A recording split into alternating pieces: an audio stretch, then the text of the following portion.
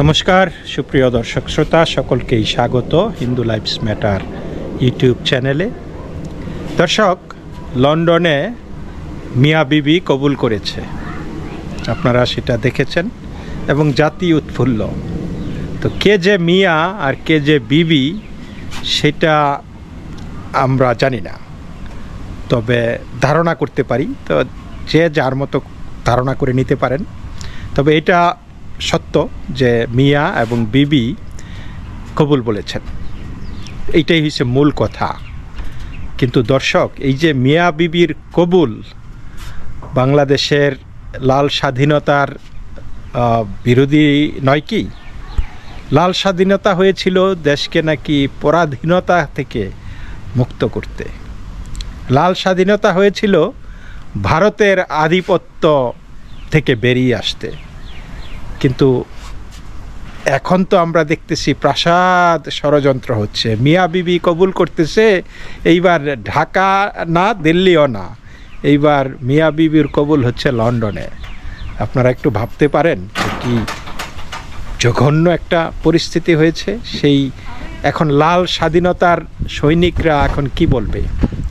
মিয়া বিবি যে কবুল হলো সেটা লন্ডনে বসে, তাহলে তাদের যেই প্রিমাইসটা ছিল এই একটা সরকারকে ফেলে দেওয়া, দেশে জঙ্গিপনা কায়েম করা, এই যে জ্বালাও পোড়াও ভাঙচুর কত কিছু হয়ে গেল এর মধ্যে, তাই না? এইটার তাহলে মূল বিষয়টা কি দাঁড়ালো? যেই লাউ সেই কদু, তাই না? আপনি প্রভুদের হাত থেকে রক্ষা পাওয়াই ছিল, প্রভুদের কবজা থেকে বেরিয়ে আসাই ছিল আপনাদের লাল স্বাধীনতার মূল উদ্দেশ্য। কিন্তু আমরা দেখতেছি সেই স্বাধীনতার সূর্য তো শুধু অস্তগামী হয়নি, সেই স্বাধীনতার সূর্য বাংলাদেশ হয়ে, ঢাকা হয়ে, দিল্লি হয়ে এখন লন্ডনে অবস্থান করতেছে। এবং সেটা যে লন্ডন পর্যন্তই সীমাবদ্ধ সেটাও কিন্তু না, কারণ আমরা জানি সেই নীল নকশাটা মিয়া বিবির কাবিন বা যা হবার আর কি, সেটা হয়েছিল আমেরিকাতে, হোয়াইট হাউসে, মেটিকুলাস ডিজাইনের মাধ্যমে। এখন শেষ পর্যন্ত দেশটাকে কোন দিকে নিয়ে যাচ্ছে ইউনুস এবং তার ষড়যন্ত্রকারীরা, এটা বোঝাই যাচ্ছে। তো ইউনুস যে কোনো কিছু ত্যাগ করতে পারে না, এটাও কিন্তু সেই মিয়া বিবি কবুলের আরেকটা কারণ তিনি যতই বলুক যে এই নির্বাচনের পরে তিনি এবং তার সরকারের কেহই আর কোনো সরকারি পদে থাকবেন না। এটা কি এই তার যে উপদেষ্টা আছে তাদের সাথে তিনি চুক্তি করে নিয়েছেন?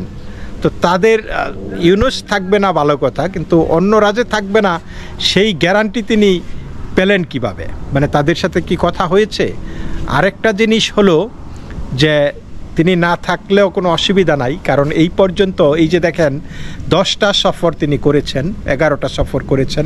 এই সবগুলি সফরই কিন্তু ব্যক্তিগত সফর, কিন্তু রাষ্ট্রের শ্রাদ্ধ করেছেন, রাষ্ট্রের জনগণের টাকার শ্রাদ্ধ করেছেন। এই যে তিনি যেই হোটেলটিতে আছেন এইখানে লন্ডনে 37টা রুম ভাড়া করেছে। এই হোটেলটা কিন্তু 6 স্টার হোটেল, 6 তারকা হোটেল। আপনারা ভাবতে পারেন এই হোটেলের প্রতিদিনের বিল, মানে জাস্ট হোটেলের রুম ভাড়া কত? প্রতিদিনের 4 দিন তারা 37টা রুম এইখানে ছিলেন, এবং প্রিমিয়াম একটা রুম, এবং তার সাথে যেই কনসিয়ার্জেস এই সার্ভিস আছে, ফুড এবং নানান কিছু। একটা কফির দাম কত এগুলো একটু খবর নিয়ে দেখেন। তারপরে এই মিয়া বিবির কবুলের করতে গিয়ে দেশের কোষাগার থেকে কত লক্ষ ডলার চলে গেছে। এটা কিন্তু শুধুমাত্র এই রাষ্ট্রীয় সফর বলে এই খরচটাকে জায়েজ করার জন্য, আর কিছুই না। এটা তার সম্পূর্ণ ব্যক্তিগত এবং জয় ট্রিপ বলা চলে, জয় ট্রিপ। সবাই জয় রাইড, বন্ধুবান্ধব নিয়ে মানে আড্ডা। যেমন ইউনুস বাংলাদেশটাকে তো নিজের কোষাগার মনে করতেছে। আপনারা দেখেছেন সেই 666 কোটি টাকা তিনি মাফ করিয়ে নিলেন। কেন? তিনি যদি এত দেশপ্রেমী হইতেন তাহলে এই 66 কোটি টাকা দেশের কোষাগারে কেন জমা দিলেন না? তারপরে তিনি দেশের জন্য যদি এত দরদি হন, তাহলে আগামী 5 বছর গ্রামীণ ব্যাংক কোনো পয়সা কড়ি দিবে না, কোনো ট্যাক্স দিবে না সরকারকে। কেন? সরকার তো জনগণ, তাই না? তো জনগণের জন্য আপনার এত দরদ, তাহলে জনগণের কোষাগারে জনগণ টাকা দিতে আপনার সমস্যাটা কি?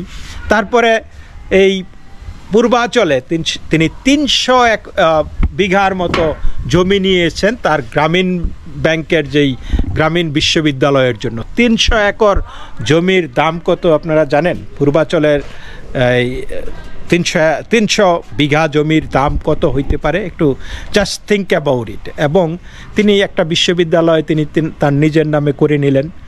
তারপরে তিনি আদম ব্যবসা লাইসেন্স নিয়ে নিলেন এবং অলরেডি এবং সেই লাইসেন্সটা কখন এসেছে? লাইসেন্সটা এসেছে যখন তিনি জাপানে যাবেন। জাপানের আগে সেখানে জাপানের এটা কিন্তু এক ধরনের কনফ্লিক্ট অফ ইন্টারেস্ট, কারণ জাপান সরকার বলেছে যে আগামী 5 বছরে 1 লক্ষ লোক নেবে, প্রতি বছর 20,000 করে। তাহলে সেই 1 লক্ষ লোকের যেহেতু একটা সংস্থান হচ্ছে, তো তখন তিনি তড়িঘড়ি করে একটা লাইসেন্স করে নিলেন এবং এই লাইসেন্সের এই প্রজেক্টটা দেখভালের জন্য তার এক বন্ধুকে নিয়োগ দিলেন। ঘটনা কিন্তু একটাই, শুধুই মহাজন তিনি এখন আদম ব্যবসায়ী হয়ে যাচ্ছেন। এইটাই। তারপরে তিনি স্টারলিংক চুক্তি করলেন, অন্য কোনো কোম্পানি না, তার নিজের কোম্পানির সাথে সেই স্টারলিংকের ব্যবসা।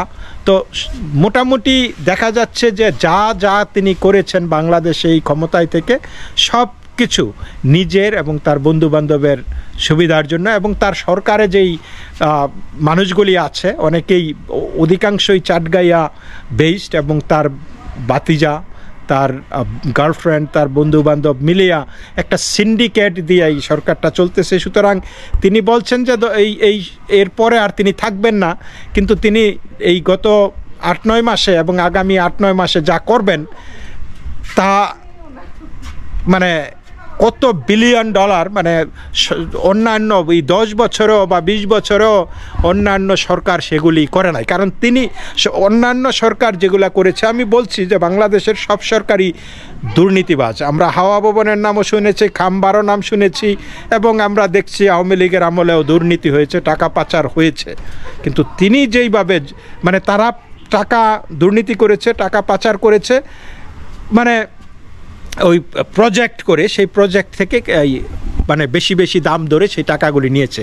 কিন্তু ইউনুস তো কোনো কিছু না করেই সবগুলি শুধু নিজের লইগা করছে, যা আছে সবগুলি নিজের জন্য করেছে। এই যে দেখেন, অবশ্য তিনি এই লন্ডনের যেই সফরটা করলেন ইউনাইটেড কিংডমে, এই সফরে এসে একটু ধরা খেয়ে গেছেন, তার জারি সব ধরা পড়ে গেছে যে তিনি যে একটা মহা বাটপারি করেছেন, জাতির চোখের মধ্যে ধুলা ছিটাই দিয়া, কাঁচা গুঁড়ামরিচ ছিটাই দিয়া তিনি যে হাইওয়ে রবারি করার চেষ্টা করেছেন, সেটা জাতির সামনে স্পষ্ট হয়ে গেছে। আপনারা জানেন যে কয়েকদিন আগে বাজেট ঘোষণা হয়েছে বাংলাদেশে, এবং সেই বাজেটের কথা বলা হয়েছিল যে নোবেল পুরস্কার বা অন্যান্য আন্তর্জাতিক পুরস্কার যেই পাবে সেটার ট্যাক্স যাতে মৌকুব করা হয়। এইটাও কিন্তু তিনি এই কাতারে বসে সেই king Charles III harmony award যেই ব্যক্তিটি পরিচালনা করেন, সেই মহিলার সাথে তিনি কাতারে লাঞ্চ করেছেন। লাঞ্চ করে তিনি সেখানে দেন দরবার করে একটি ব্যবস্থা, এই পুরস্কারটির ব্যবস্থা করেছেন।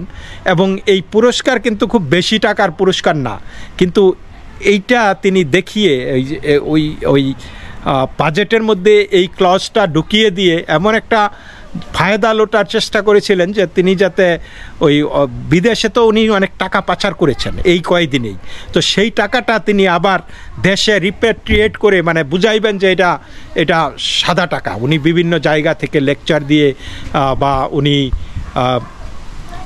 মানে পুরস্কার পেয়ে এগুলি করেছেন, সুতরাং এগুলি অবৈধ টাকা না, এগুলি চুরিচামারির টাকা না। কিন্তু জিনিসটা একদম মানে তিনি যে এত বড় চপেটাঘাত খাবেন, গালে থাপ্পড় খাবেন, এটাকে হয়তো তিনি চিন্তাও করতে পারেন নাই।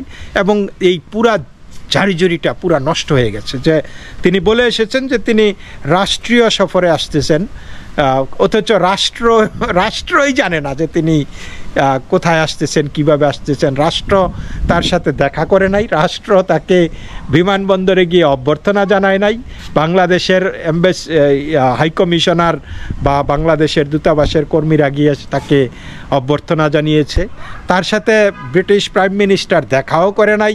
ইভেন তিনি যেই পুরস্কারটা পেয়েছেন king Charles III harmony award, সেই অ্যাওয়ার্ডটা বাংলাদেশে ছবি উঠেছে যে কিং চার্লসের সাথে তিনি দেখা করেছেন, কথা বলছেন, সেটা ঠিক আছে, কিন্তু পুরস্কার যে কিং চার্লসের কাছ থেকে নিচ্ছেন এটা কিন্তু না। কিং চার্লস তাকে পুরস্কার দেয়নি, অন্য কেউ। সুতরাং তাকে সান্ত্বনা পুরস্কার দেওয়া হয়েছে, তার নামটা পর্যন্ত পুরস্কারের লিস্টে ছিল না। তো ওই যে বললাম যে কাতারে গিয়ে মহিলারে টাকা পয়সা দিয়ে লাঞ্চ টাঞ্চ খাওয়াইয়া যেই পুরস্কারের বন্দোবস্ত করেছিলেন, এটা বেসিকলি একটা সান্ত্বনা পুরস্কার ছিল, আর কিছুই না। তো কারণ ইউনুস তো এই নোবেলটাও তো একটা সান্ত্বনা পুরস্কার, কারণ সে তো নোবেলের যোগ্য না। সে কোন দেশে কি শান্তি বাস্তবায়ন করছে যার কারণে সে নোবেল পাইতে পারে? আপনারা একটু চিন্তা করে দেখেন, একটাবার নিজেদেরকে প্রশ্ন করে দেখেন যে এই লোকটা কি নোবেল পাওয়ার যোগ্য কিনা। তো এই হইল পরিস্থিতি। আমরা অনবরত দেখতেছি যে তার মিথ্যাচার, এবং সর্বশেষ যেটা হয়েছে তিনি বুঝতে পেরেছেন যে তার গদি টলমল এবং জনরোষে তিনি এই হাসিনার যা হয়েছে তার চাইতে আরও 10 গুণ ভোগান্তি তার হবে, এবং এই জন্য তিনি এখন গিয়েছেন ওই যে ওই মিয়ার কাছে লন্ডনে। তিনি বেসিকলি অন্য কিছুই না, তিনি মিয়ার কাছে গেছেন যাতে একটা এক্সিট স্ট্র্যাটেজি বের করা যায়, যাতে তিনি এবং তার সাঙ্গপাঙ্গ যেই বিলিয়ন ডলার যে তারা লুটপাট করেছে বাংলাদেশ, এটা যাতে আবার ওই যে পাচারের টাকা বলে যাতে ভবিষ্যতে অন্য কোনো সরকার আইসা দখল করতে না পারে, তিনি এই জিনিসগুলি এক্সিট রুটগুলি পাকাপোক্ত করতে চান। তিনি এই যে নির্বিচারে কোনো মামলা, মানে কোনো ক্রেডিবল কোনো এলিগেশন ছাড়া লক্ষ লক্ষ মানুষকে জেল জুলুম জরিমানা করতেছেন, এইগুলি যাতে তার উপর না ঘটে, এইগুলি পাকাপোক্তা করার জন্য মিয়ার কাছে গেছে। মিয়ার কাছে বিবি সাইজা গেছে নতজানু হইয়া, তিনি তার সাথে একটা কন্ট্রাক্ট করেছেন, এবং নিশ্চয়ই খুশি, মিয়া বিবি খুশি। তাহলে কি করেঙ্গা কাজী না কি যেন এরকম একটা বক্তব্য আছে না? তো এখন এই মিয়া বিবির কবুল, তবে এই মিয়া বিবির কবুল যে বাংলাদেশকে কোন পরিস্থিতিতে নিয়ে যাবে, কোথায় নিয়ে যাবে, এটা এটা একটা প্রাসাদ ষড়যন্ত্র। চিন্তা করতে পারেন যে এই একটা প্রাসাদ ষড়যন্ত্র 20 কোটি মানুষের ওপর চাপায় দেওয়া, অথচ তারা বলে লাল স্বাধীনতার কথা, তারা বলে দিল্লি না ঢাকা। তাহলে এখন তো যুগ হবে দিল্লি না ঢাকা, না লন্ডন, না ওয়াশিংটন।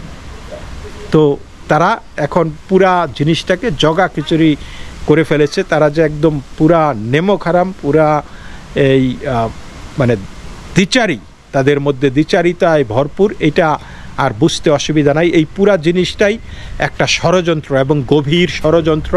বাংলাদেশ এই মুহূর্তে একটা গভীর ষড়যন্ত্রের মধ্যে আছে। এটা কি এই মিয়া বিবির কবুলের মাধ্যমেই কি শেষ হবে? আমার তো মনে হয় না। এটার একটা সুদূর প্রসারী একটা প্রভাব এই বাংলাদেশের জনগণ দীর্ঘকাল ভোগ করতে হবে। তো দর্শক, এই পর্যন্তই। সকলেই ভালো থাকবেন। নমস্কার।